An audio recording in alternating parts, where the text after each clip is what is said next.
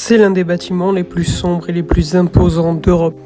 Avec ses flèches pointant à 157 mètres de haut, la cathédrale de Cologne ressemble à une forteresse gothique imprenable.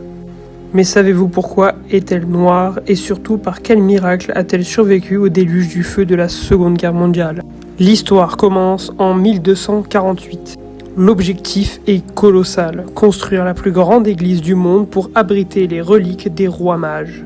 Malheureusement, l'argent vient à manquer. Pendant près de 300 ans, le chantier est à l'arrêt et une grue géante en bois va trôner sur une tour inachevée. Ce n'est qu'en 1880, poussé par l'Empire prussien qui veut en faire le symbole d'une Allemagne unifiée et puissante, que ce monstre d'architecture est enfin achevé. Pendant 4 ans, ce sera même le plus haut bâtiment du monde. Mais son véritable crash test arrive en 1942. L'aviation alliée lance des raids dévastateurs sur Cologne. La ville est rasée à 95%. Au milieu des cendres, seul un géant reste debout, la cathédrale. Mais pourquoi? D'abord parce que sa voûte gothique est extrêmement souple et encaisse les ondes de choc colossales des explosions.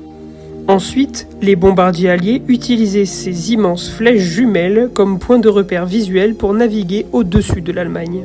Elle encaissera tout de même 14 bombes aériennes lourdes, mais refusera de s'effondrer. Et cette couleur noire si menaçante, elle ne vient pas de la pierre d'origine, qui était claire.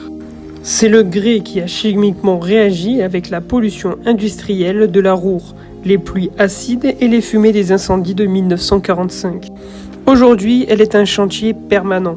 Des tailleurs de pierre remplacent les blocs endommagés un par un, car essayer de la décaper entièrement risquerait de la détruire. Plus qu'une église, c'est une survivante absolue de l'histoire. Quelle autre cathédrale historique aux bâtiments disparus voulez-vous explorer dans la prochaine vidéo? Dites-le moi en commentaire et n'hésitez pas à t'abonner.